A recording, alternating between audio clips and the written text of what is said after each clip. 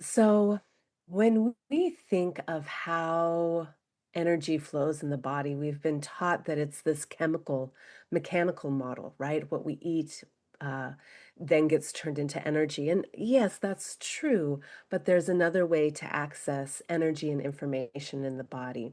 And this cave that we're talking about, this cave of Brahma, is this center of the brain, and it is this turning point in the circulation of cerebral spinal fluid. And we have, you can see here sort of these yellow parts in the center of our brain. And you see how they go down into the spinal canal. This is the area where cerebral spinal fluid flows. It goes all the way down into our sacrum. It goes beyond a place where the nerve endings flow. Traditionally, when you learn about cerebral spinal fluid, it is for protection. It's for buoyancy of the brain and the spinal canal, or excuse me, the spinal cord. But it goes beyond that, right? Because it is, several inches below where the end of the spinal cord is. And many ancient traditions talk about the sacred flow of our cerebral spinal fluid. And we have this incredible network in our body called fascia. And our fascia is this collagen network that can create an electrical charge and it can transmit it.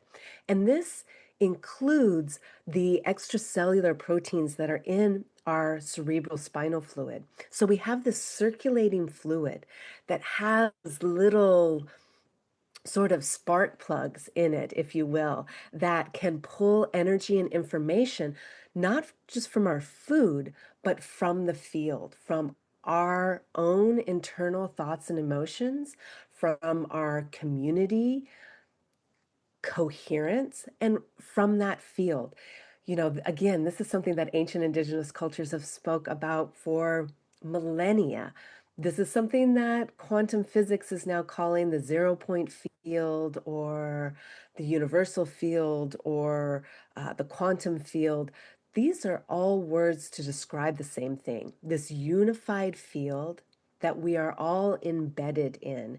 And this cave of Brahma is the physical anatomical location where our cerebral spinal fluid comes up into the brain, where it surrounds that pineal gland. That pineal gland has these incredible crystals within it that are able to pick up, again, on this unseen information that is around us at all times, whether we're talking about sound or light or electrical fields, magnetic fields, scalar fields, electromagnetic fields, or these subtle fields, the biofield, the zero-point field.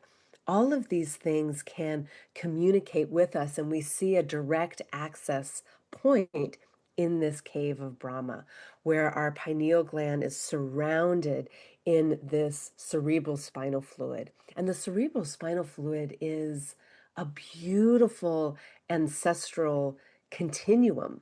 When we are forming in our mother's womb, our cerebral spinal fluid and the canal that it is held in, the spinal canal, the spinal cord canal, it forms and it takes some of the amniotic fluid that is in the womb, connecting us with our mother, with our mother's mother, with our mother's mother's mother, this maternal lineage connecting us through this very small bit of amniotic fluid that still exists in our cerebral spinal fluid today.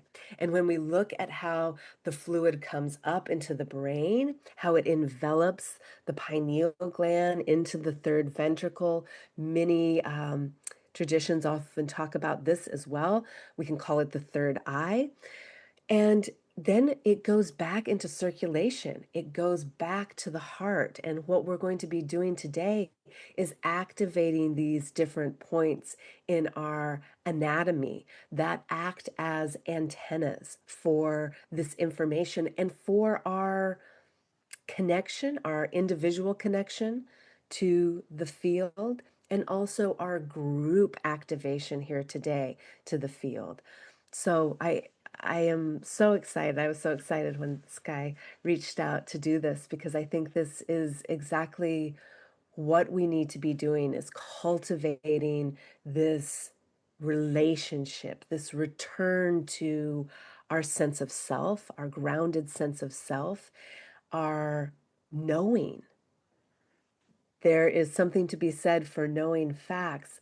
There's something else to be said for owning a subtle intuition that we can turn to in these times of overwhelm where we're inundated with facts at every corner, but our internal compass sometimes gets clouded or stuck.